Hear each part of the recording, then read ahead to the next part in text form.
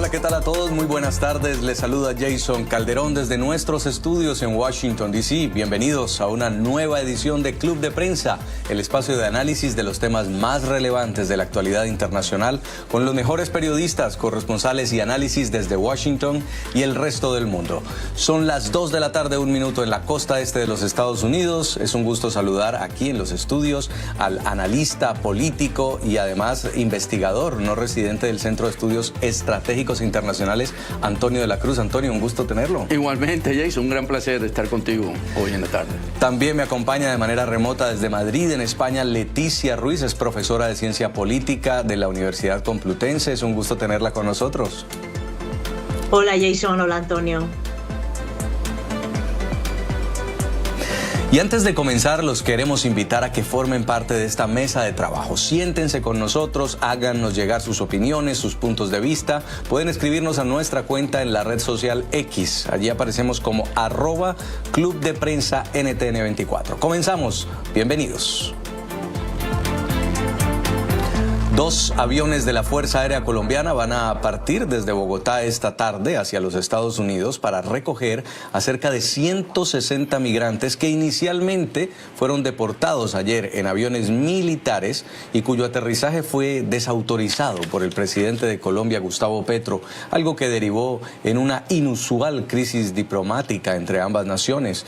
Estos vuelos marcan el cumplimiento de un acuerdo al que llegaron ambos países a altas horas de la noche de ayer, con advertencias desde Washington a continuar con sanciones y aranceles si no se permite que aterrice ese vuelo con deportados en las próximas horas.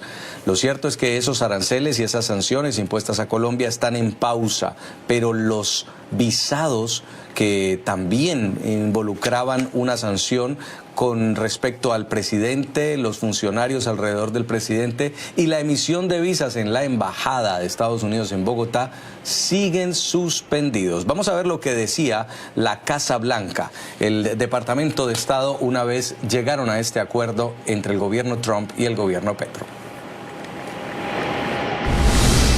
El gobierno de Colombia ha aceptado todos los términos del presidente Trump, incluida la aceptación sin restricciones de todos los extranjeros ilegales de Colombia devueltos desde los Estados Unidos, incluso en aviones militares estadounidenses, sin limitaciones ni demoras.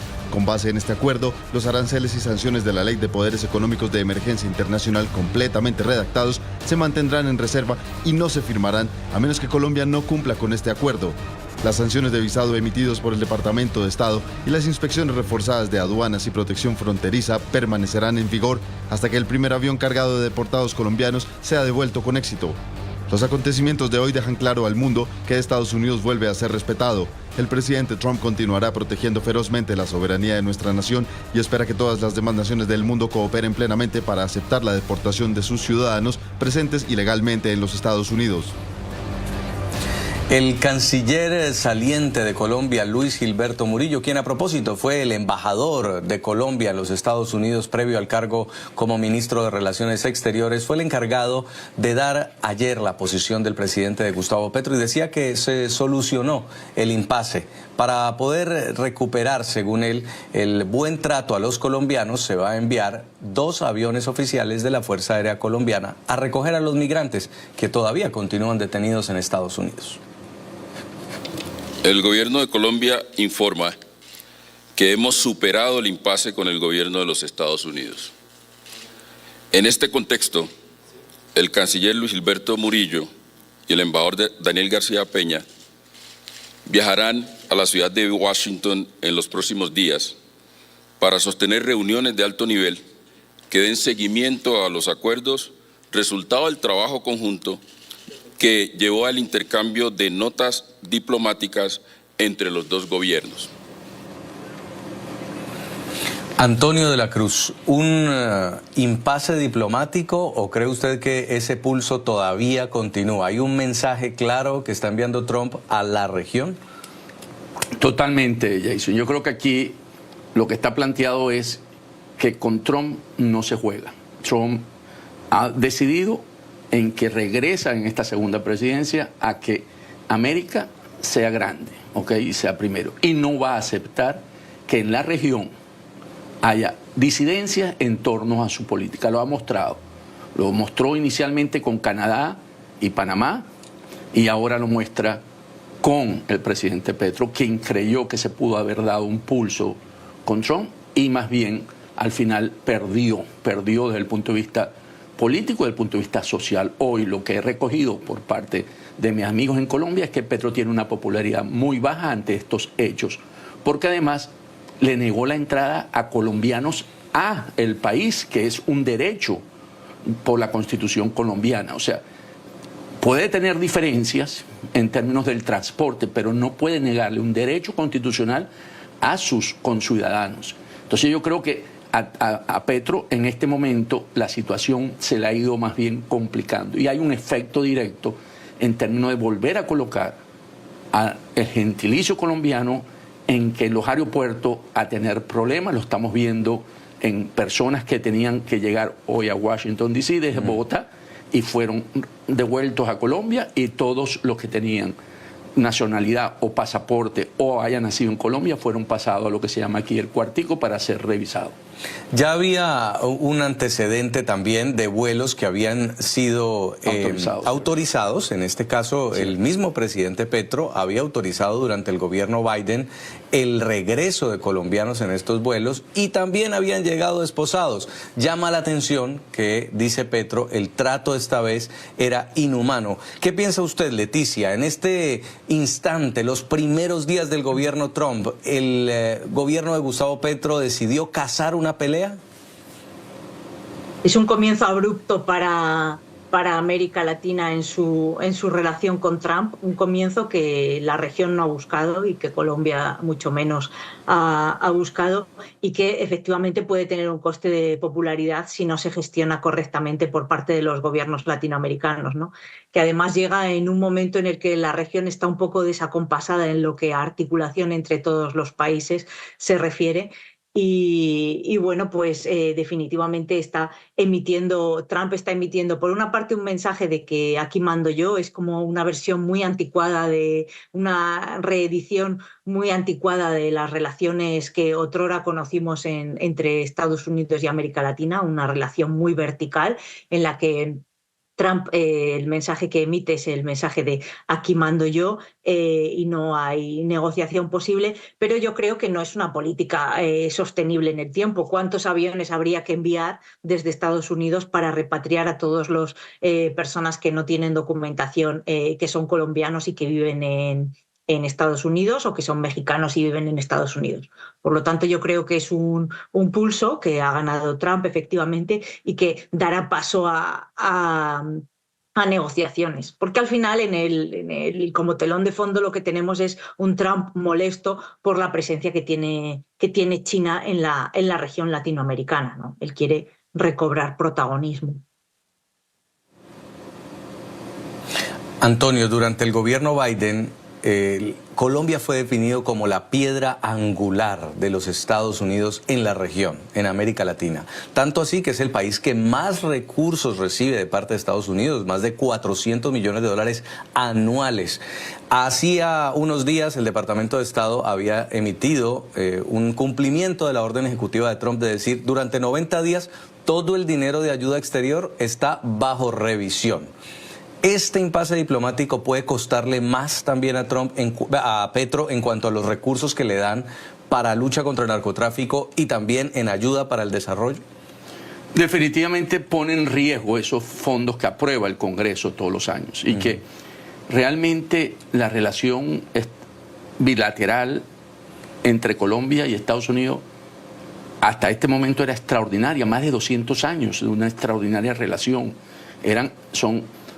Hasta este momento los países con mejor relación en el continente en términos de presidentes y de gobiernos con diferentes tendencias ideológicas en estos gobiernos. Entonces, ¿qué hace Petro? Petro pone en riesgo esa relación de 200 años o más por jugar en un tablero donde pensó que podría, a lo mejor internamente para él es un logro haber hecho esto, desde el punto de vista de su idealismo, en que él es un hombre que puede tener un tú a tú con el presidente más importante hoy del mundo, con el imperialismo, vamos a llamarlo. Yo creo que ese puede ser un sueño lo voy a llamar entre comillas húmedo de Petro, que lo logró, pero las consecuencias son terribles para Colombia. Yo creo que esto apenas estamos viendo lo que puede ocurrir. Lo dijiste en la introducción, las tarifas están engavetadas, no quiere decir que no se pudiesen activar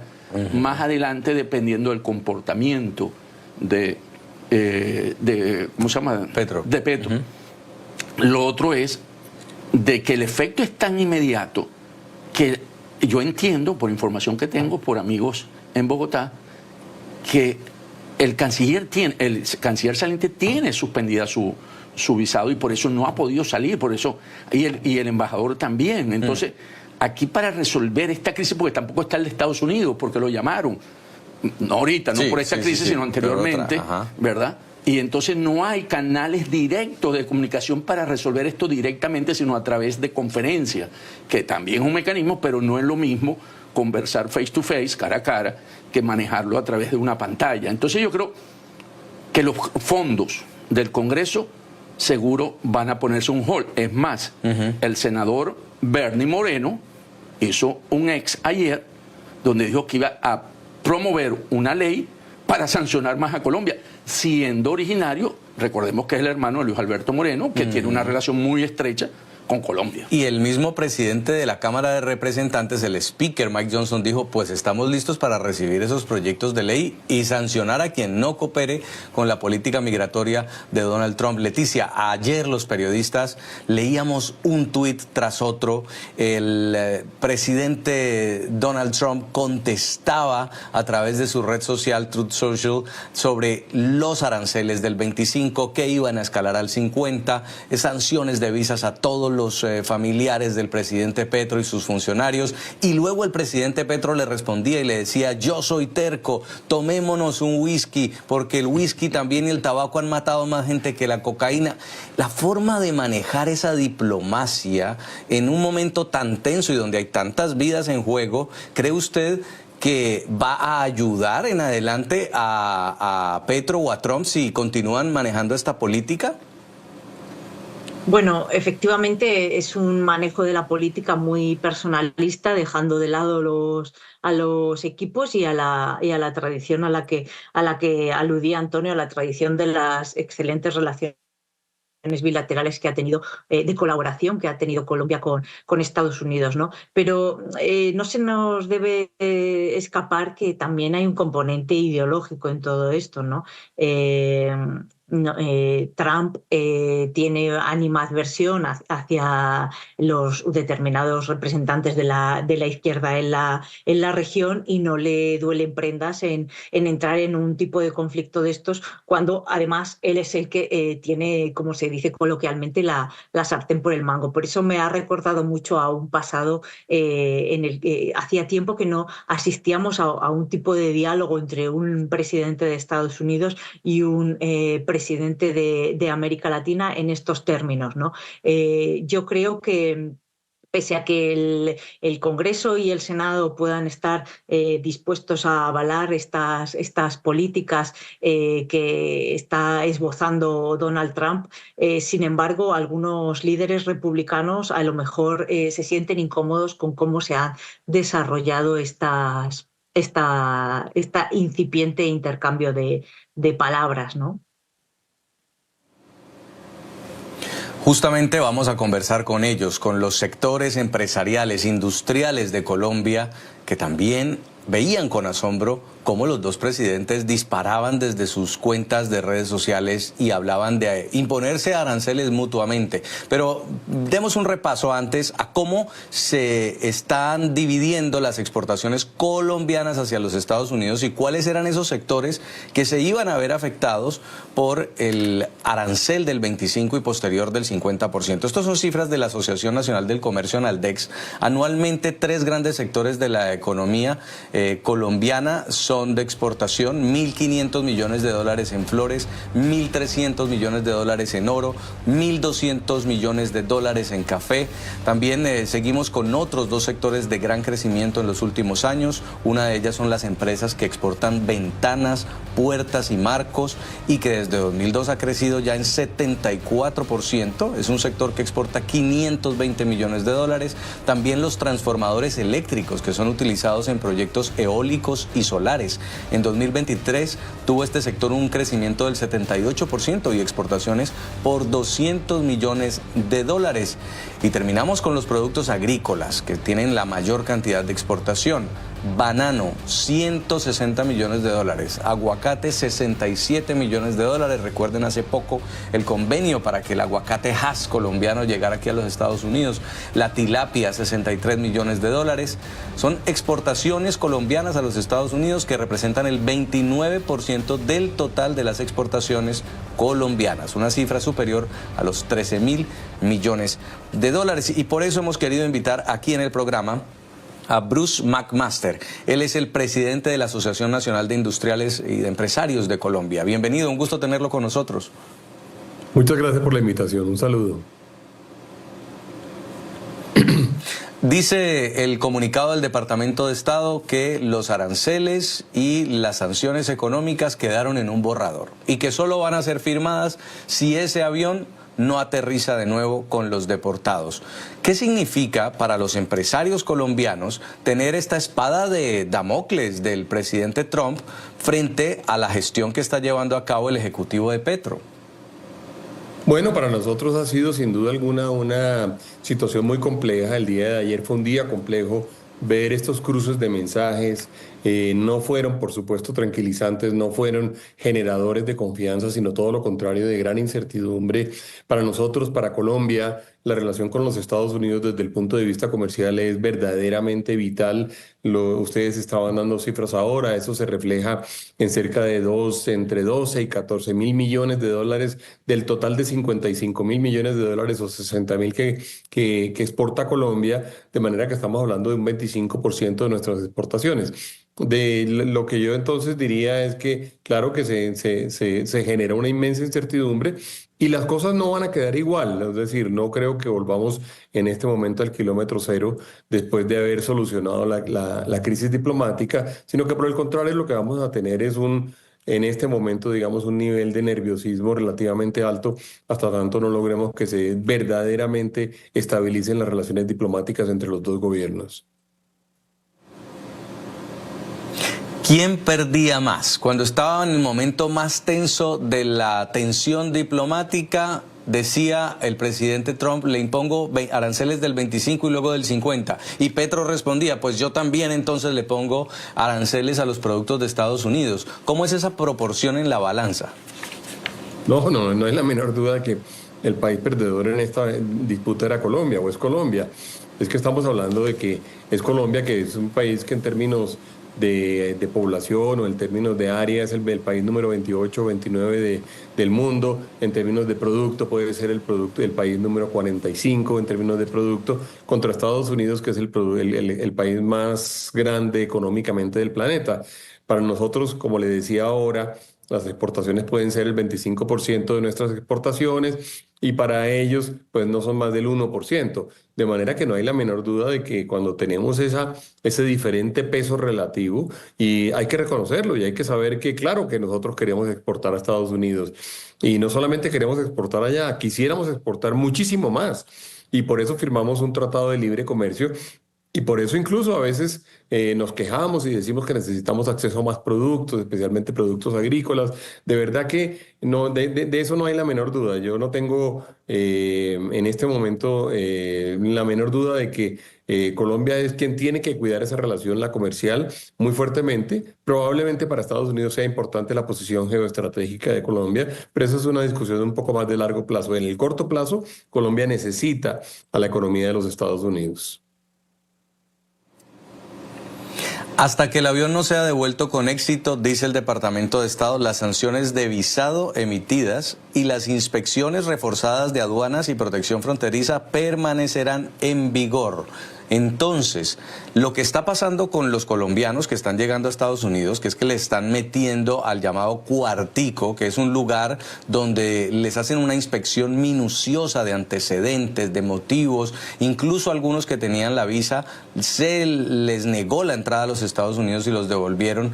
¿Es equivalente también eso que dice inspecciones reforzadas de aduanas y protección fronteriza a los productos que estaban entrando entre ayer y hoy? Bueno, pues yo lo que diría es que son medidas todas retaliatorias que le producen a la población colombiana, digamos, un costo importante, a los productos que salen de Colombia también un costo importante, porque también hay que medir cuánto o cuál es el impacto, por ejemplo, de las revisiones aduaneras sobre los containers y los productos que salen de nuestro país. De manera que yo aspiraría a que las relaciones se pudieran normalizar lo antes posible, porque cualquier otra cosa es una cosa costosa para mucha gente, que además poco tiene que ver con la discusión entre el presidente Trump y el presidente Petro. Entonces, yo diría que sin duda alguna el esfuerzo tiene que hacerse en este momento para tratar de normalizar las relaciones diplomáticas en todos los aspectos. Por último, quisiera que usted le enviara un mensaje de parte de los empresarios, de los industriales al presidente Petro y a la nueva canciller, Laura Sarabia, porque el canciller saliente pues finalmente le tocó una última semana muy fuerte, muy rígida frente a la política exterior, pero la que va a tener que empezar a sortear esta situación es la señorita Sarabia. Sí, yo creo que hay que enviarle un mensaje a ellos para que cuiden las relaciones diplomáticas, para que entiendan que no se puede hacer cualquier cosa, para que entiendan que para nosotros Estados Unidos significa una parte muy importante de la viabilidad y la sostenibilidad de nuestra economía. Y también un mensaje al presidente Trump, para decirle que en todo caso hay una gran cantidad de colombianos que están aquí, que están trabajando, que están queriendo trabajar, que están queriendo producir, que están queriendo además llegar exitosamente a los mercados como el mercado norteamericano, y que de las buenas relaciones dependerán, de las buenas relaciones y del flujo en el comercio dependerá en muy buena parte la prosperidad de esta región. Y yo creo que él debe entender que además no obligatoriamente el gobierno representa ideológicamente a todos los colombianos, y que en todo caso, digamos, tenemos 200 años de historia que vale la pena cuidar de parte y parte. Muchas gracias. Es Brook McMaster a esta hora con nosotros, el presidente de la ANDI en Colombia. Muchas gracias por haber estado en NTN 24. Gracias por la invitación. Antonio de la Cruz, los que salieron a respaldar ayer a Petro en medio de este rifirrafe fueron, primero, Maduro, que le ofreció su experiencia, dice, defendiendo los ideales de Bolívar y enfrentando las sanciones económicas. Luego salió Díaz-Canel, también el líder del régimen de la dictadura cubana, y la presidenta de Honduras, Xiomara Castro, que también ha estado diciendo que iba a remover las bases militares si Estados Unidos no respetaba los derechos humanos de los migrantes. México más bien callado. Fíjese que la presidenta Sheinbaum le ha aceptado aviones ya a Trump y dice: vamos a mantener el diálogo, vamos a mantener las buenas relaciones. ¿Qué dice de este respaldo de autocracias, violadores de derechos humanos al gobierno Petro? Sí, el respaldo de estas dictaduras, excepto Honduras, para no meterlo, o sea, de Cuba y Venezuela, no es un buen respaldo, o sea, porque es el club básicamente autoritario, el club donde no se respeta el Estado de Derecho, donde no hay democracia, donde no hay libertad. Tener esos apoyos no parece que fuera un respaldo de los países democráticos. Y como señalaste muy sabiamente, Claudia Sheinbaum ha aprendido, porque al principio quiso confrontar en la relación con Trump. Yo creo que su amigo AMLO, López Obrador, le dijo: no confrontes porque te va a ir peor, porque ella cambió, ha ido tomando una posición mucho más al estilo de López Obrador, donde no confrontaba a Trump, venía a Estados Unidos cuando lo citaba, no salió mucho de México, vino siempre a Washington, y ella ha sido prudente en esto que está ocurriendo. Hay un intento de llamar a la CELAC por parte, ¿verdad?, a fines de mes, donde vamos a ver quiénes van a asistir y quiénes van a tomarse esa foto. O sea, Lula entiendo que dijo que va a participar virtualmente, o sea, no va a tomarse la foto físicamente ¿verdad?, en Honduras, que es la que está convocando a esta reunión, porque es la presidenta por tiempo. Entonces, yo pienso que vamos... Y la recibe Colombia, además, se la pasa, sí. Entonces, vamos a ver cómo la región se alinea a través de esto. Yo creo que Petro se está ubicando en un sector donde no hay muchos amigos aquí en Estados Unidos y a nivel de la región, que son regímenes realmente donde no hay... Y que Petro ha defendido los derechos humanos, ¿verdad?, la democracia, la libertad. Yo creo que Petro ahí realmente ese soporte por parte de estos países no le favorece. Leticia, una cosa era el Departamento de Estado con Anthony Blinken y otra cosa es el Departamento de Estado con Marco Rubio, cubanoamericano, conoce muy bien quién es quién en la región. ¿Tiene posibilidades el presidente Petro de tomar distancia de esas dictaduras para los 2 años que le quedan de gobierno surfear esta relación con Trump? Sí, es que yo creo que a Colombia se la ha utilizado un poco, ¿eh? Ha sido como un botón, una muestra de qué es lo que puede pasar si uno desafía al gobierno de Estados Unidos. Le ha tocado a Petro, probablemente por el desacuerdo ideológico, pero en el fondo lo que se busca instalar pues es una situación de miedo y de constatar que los países de América Latina pues son dependientes económicamente de Estados Unidos, ¿no? Por eso, efectivamente, yo creo que una acción coordinada de los diferentes países de la región, que yo creo que han pecado un poco de ingenuos, ¿no? Porque Trump en el fondo está cumpliendo un mandato, ¿no? Es algo que había prometido en las urnas, ¿no? Entonces sorprende que no tengan un plan B para algo que había sido anunciado con muchas ocasiones, ¿no? Estas deportaciones. Buen punto. Muy buen punto. Vamos a hacer una pausa comerciales y ya regresamos porque vamos a hablar de las deportaciones, pero también de las operaciones para detener a los futuros deportados, que ahora sí empezaron en serio en los Estados Unidos. En la primera semana fueron cautos, fueron lentos, pero las cifras ya de los últimos días muestran que se dobló la cantidad de detenidos y de órdenes de captura emitidas. En minutos volvemos para analizarlo. Ya regresamos con Club de Prensa Washington por NTN 24, el canal de las Américas.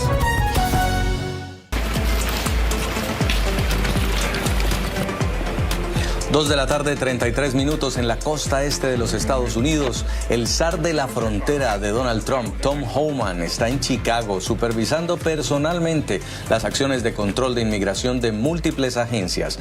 Agentes del Servicio de Inmigración y Control de Aduanas de Estados Unidos y otros agentes federales llevaron a cabo detenciones en Chicago durante el domingo. La oficina del alcalde demócrata de Chicago, Brandon Johnson, no se ha pronunciado hasta ahora sobre los operativos. Estamos en Chicago, Illinois. Vamos a arrestar algunas amenazas de seguridad pública. Tenemos todas las agencias del gobierno, agentes federales, ATF, FBI, Inmigración, Seguridad Nacional, todos los tenemos aquí. Así que nuestro plan es, con todas las agencias del gobierno, entrar y buscar a todas las personas que han cometido crímenes en la ciudad.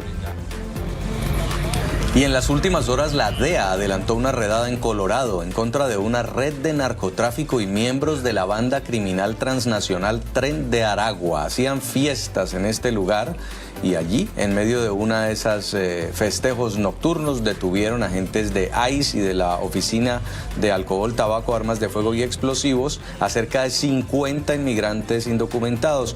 Incautaron drogas y armas. Agentes DEA, las autoridades de Denver y socios locales realizan una operación a primera hora de la mañana contra el narcotráfico y miembros de la pandilla venezolana Tren de Aragua. Se incautaron drogas, armas y dinero en efectivo en el condado de Adams. Casi 50 inmigrantes ilegales fueron detenidos. Agentes federales también adelantaron redadas en Puerto Rico. La operación tuvo como objetivo un edificio del barrio de Santurce, en San Juan, donde al menos 10 personas fueron detenidas. El dueño del edificio dijo que los agentes federales ingresaron rompiendo puertas. El Comité Dominicano de Derechos Humanos en Puerto Rico criticó el accionar de los agentes federales.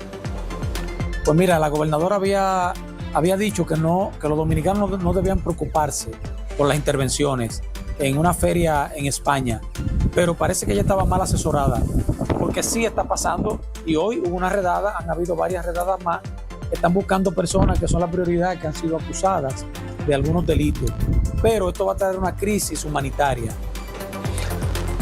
Desde que Donald Trump llegó al poder, la cuenta de ICE, que es ese servicio de inmigración y de control de aduanas en Twitter, empezó a funcionar más seguido. Cada día están publicando cuántos indocumentados detienen y cuántas órdenes de captura han librado. Hicimos una suma desde la semana pasada hasta ahora, enero 23 al 26, y esta es la cifra que tenemos: 2.373 migrantes indocumentados detenidos y 1.797 órdenes de captura. Nos fuimos a ver qué tanto era esto en comparación, por ejemplo, al gobierno anterior, al gobierno de Joe Biden, porque también en el gobierno de Biden todos los días detenían indocumentados y todos los días deportaban indocumentados. El promedio del gobierno Biden en un día era entre 400 y 500. Y eso se mantuvo en la semana pasada, pero llama la atención esta última que están viendo ustedes, que es de enero 26, ayer. 956 arrestos en un solo día. Esto sí ya evidencia que se dobló la cantidad de migrantes que han sido detenidos durante los operativos, durante las redadas. Antonio de la Cruz, analista político que me acompaña. Al final, dice Trump, promesa hecha, promesa cumplida. ¿Está priorizando la detención de migrantes indocumentados en los Estados Unidos, sobre todo los que tienen antecedentes criminales, la administración Trump? Porque tiene una intención comunicativa muy grande, pero lo están haciendo. Sí, Trump, esta es una de las promesas de campaña de Trump, la migración. Él lo dijo, lo sostuvo, dijo que Estados Unidos estaba siendo invadida por grupos criminales, por esa política humanitaria de la migración por parte de la administración Biden. Y definitivamente él sabe que tiene que cumplirlo. Es uno de sus ejes donde él va a actuar. Él tiene 6 ejes fundamentales, pero yo lo he reducido a 3, que es prosperidad, que es todo lo parte hecho en América y todo construido dentro. La paz, él no va a iniciar una guerra de acuerdo a sus criterios, pero mostrando poderío, mostrando estas herramientas que tiene básicamente de usar el poder económico, y la seguridad, que está básicamente en proteger las fronteras, proteger internamente. En ese eje, si los países no lo ven que es una prioridad del presidente Trump, van a chocar, y esto vamos a verlo, cómo va a ir incrementando. Va a venir un momento donde esto va a ser común, o sea, creer que pueden venir a Estados Unidos nuevamente y entrar sin estar en una condición legal va a ser muy difícil, porque no va a haber, y la frontera se va a poner muy difícil, entrar por los aeropuertos se van a poner muy difíciles, porque cada vez esto va a subir el tono, porque es una línea que es prioridad para el presidente Trump. Profesora Leticia Ruiz, están haciéndolo, pero además están garantizando que se comunique, que todos los días se envíe el mensaje. ¿Cuántos detuvimos hoy? ¿Cuántos detendremos esta semana? Hay una intención también de que ese mensaje llegue a Centroamérica, al tapón del Darién, a los celulares de todos esos inmigrantes que podrían estar intentando venir a Estados Unidos. Sí, en política migratoria, como en muchas otras políticas, tan importante es lo que en esencia es la política como lo que parece, ¿no? Y verdaderamente yo creo que tiene mucho impacto comunicacional el que el ciudadano de a pie en Estados Unidos vea este esfuerzo coordinado y esa contabilización diaria de migrantes detenidos y de redadas.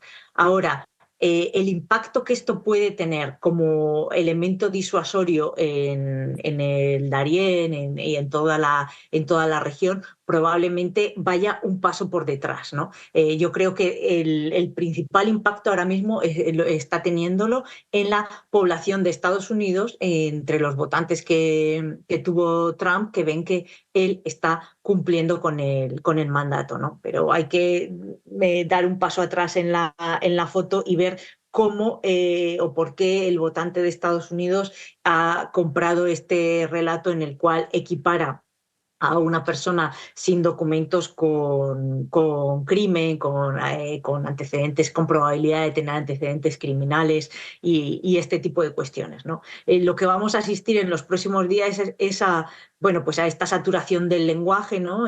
Siempre el lenguaje en materia migratoria en Estados Unidos ha sido muy agresivo. En la embajada, por ejemplo, de Estados Unidos aquí en España, yo recuerdo hace muchos años que ya las imágenes que veías era alguien entre rejas y decían esto es lo que te puede pasar si no haces tus papeles, ¿no? Entonces, el lenguaje siempre ha sido muy, muy agresivo en el caso de Estados Unidos, pero lo que yo creo que vamos a asistir en las próximas semanas es a una normalización de esto, es decir, a que la opinión pública interiorice que esta es la nueva realidad de Estados Unidos. Eso hasta que las organizaciones de derechos humanos y de protección a los inmigrantes pues pongan el foco, no tardando, en el drama humano que esto puede significar, no tanto entre los inmigrantes con antecedentes criminales, sino entre las personas que están intentando salir adelante en Estados Unidos dentro de la economía informal, que son muchos y que el país también les necesita. Mientras estamos conversando, acaba de llegar comunicado de la Cancillería de Colombia. Dice, en minutos despegará hacia San Diego, vuelo de la Fuerza Aérea Colombiana, que traerá a 110 colombianos deportados desde Estados Unidos.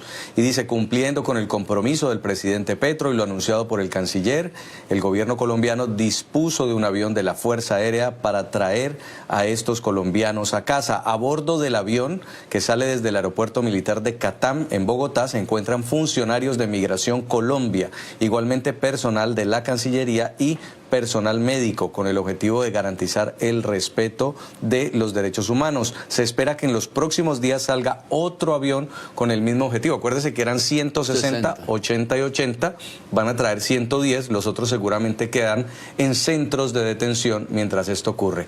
Digamos que, y lo estábamos conversando, los países de la región le deben recibir a Estados Unidos sus deportados, Colombia los colombianos, México los mexicanos, pero ¿qué va a pasar con los criminales del Tren de Aragua, que muchos son venezolanos? CBS, una de las cadenas de noticias más grandes de Estados Unidos, reportaba una conversación para un acuerdo entre El Salvador y Estados Unidos, en el cual Nayib Bukele se comportaría como tercer país, le recibiría deportados de otros países para que pidan asilo en El Salvador, pero también existe la ventana de que esos criminales pasen a las cárceles salvadoreñas. ¿Qué opina usted, Antonio?